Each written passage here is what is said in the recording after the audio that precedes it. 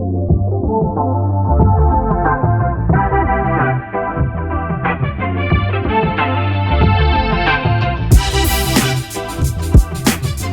is up, you guys? Gold Pony here today in the 2017 Volkswagen Golf, courtesy of Faulkner Volkswagen in Mechanicsburg, PA. And so I've already reviewed the GTI, I've already done the Golf R, but I have not done just the regular Golf, and you guys have been requesting it, so that is why I'm in this one today. So, starting with pricing, there are two trim levels. First one being the S, that one's going to start at $19,895. Second one being the Wolfsburg, that one goes for $21,595. And regardless of the trim level, the power plant is going to remain the same. And that power is going to come from a 1.8 liter inline 4-cylinder engine, which is turbocharged and intercooled, putting out 170 horsepower at 4,500 RPM and 199 pound-feet of torque, available at a very low 1,600 RPM. Power is going to be sent to the front wheels through your choice of either a 5-speed manual, which I have today, or a 6-speed automatic. And I gotta say, although there is not a golf ball shifter on this one, I like the 5-speed manual. I'm actually a fan here. Very easy to shift through the gears, easy to find grab points, so yeah,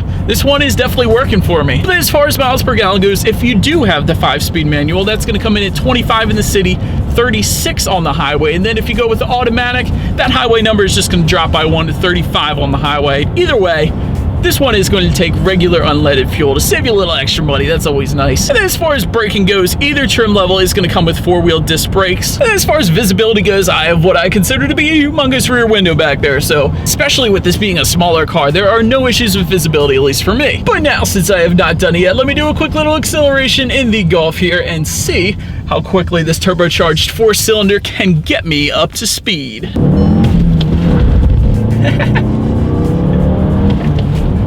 Actually, in first gear, this thing really goes. I was going into this thinking that with this not being the GTI, this thing wouldn't be that quick, but actually, in the lower gears, it's pretty darn quick. Definitely a fun little car to scoot around the city in. But now, enough with driving dynamics for a little bit. Let me get into the exterior and interior, because this one actually offers a lot for it being the base trim of the Golf here. But so let's start with the exterior. Up front, there are chrome grille accents, and then to the sides, halogen headlights with chip-resistant lenses. And as far as those headlights go, if you do go with the Wolfsburg trim, they are going to come automatic as well. And of course, both trim levels do come with daytime running lights. But then swinging around to the side, there are heated side mirrors with integrated turn signals. As far as the wheel setup goes, if you go with the S, which is what I have today, you get 15-inch alloy wheels, and then if you bump it up to the Wolfsburg, you're going to get 16-inch alloy wheels. With it swinging around to the back, there is a rear logo integrated hatch handle, meaning if you press in on the Volkswagen emblem, that is going to be how you're going to open the rear hatch. And that's a pretty cool little design thing they got going on there. And just below it all, there is a single exhaust with dual tips. So as always, you guys, here is that exhaust clip.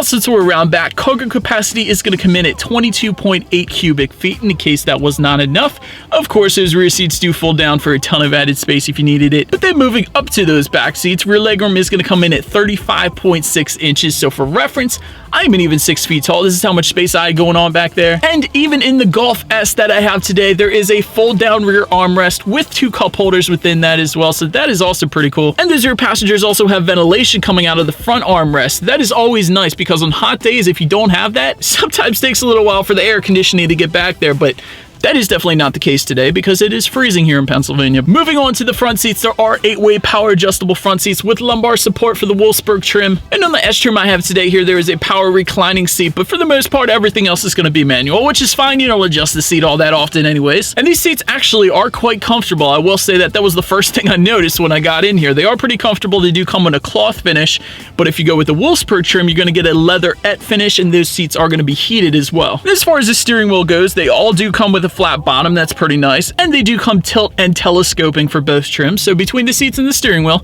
definitely able to find my perfect driving position. But then as far as the startup goes, let me show you guys the key. They of course got your Volkswagen emblem on the one side, and then the other side you got lock, unlock. You can pop the rear hatch, and there is the switchblade key, and that is how you're going to start this one, at least if you have the S trim. If you go with the Wolfsburg, that one is going to come with the push button start. And so as far as the gauges go, they are going to come in a clean black and white look. Tachometers on the left, speedometers on the right, and then you're going to have your digital display front and center. It's going to tell you the outside temperature with a little snowflake, because again, it's freezing in Pennsylvania. Also, it's going to have the time of day on there, and there's a ton of different information you could scroll through on there, including the digital speed, which is where I would have it set at there. And of course, it tells you other things like how many miles you have left until you hit empty, how long you've been driving for, your average miles per gallon, things like that.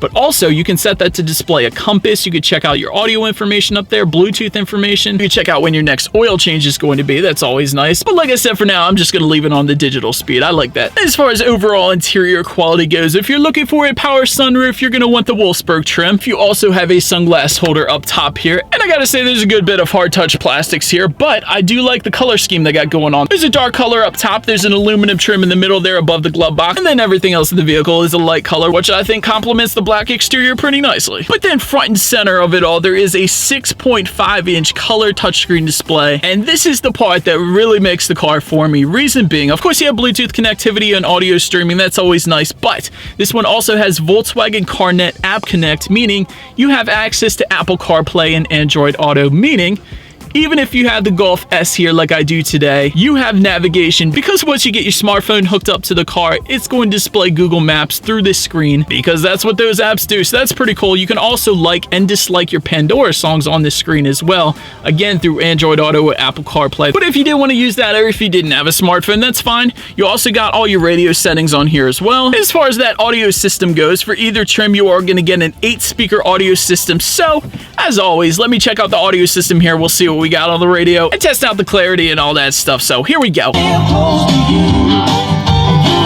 Rocking out to a little country in the Golf S. I will say the sound system is pretty crystal clear, but did not have a whole lot of bass going on. That might have been in part because of the song I was listening to. I don't know, but didn't hear a whole lot of bass, but it was very clear. But then last thing I wanted to mention on the screen is when you do put the vehicle in reverse. And by the way, if you do have the 5-speed manual, reverse is going to be found by pushing the shifter down and sliding it into the upper left-hand corner. But either way, when you put the vehicle in reverse, you do have a reverse camera showing you what or who is behind you, making sure you don't run anything or anyone over, which always leads me into safety. So to start, there are front, side, and side curtain airbags. In the back, there's rear child door locks as well as latch, aka lower anchors and tethers for children. There's going to be electronic brake force distribution, brake assist, and hydraulic brake assist.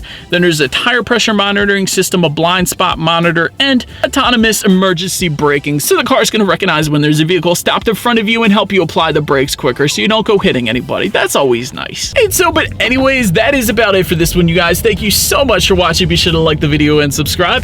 Feel free to follow me on this stuff at the bottom of the screen right there, and I will see you guys in the next video. Stay gold!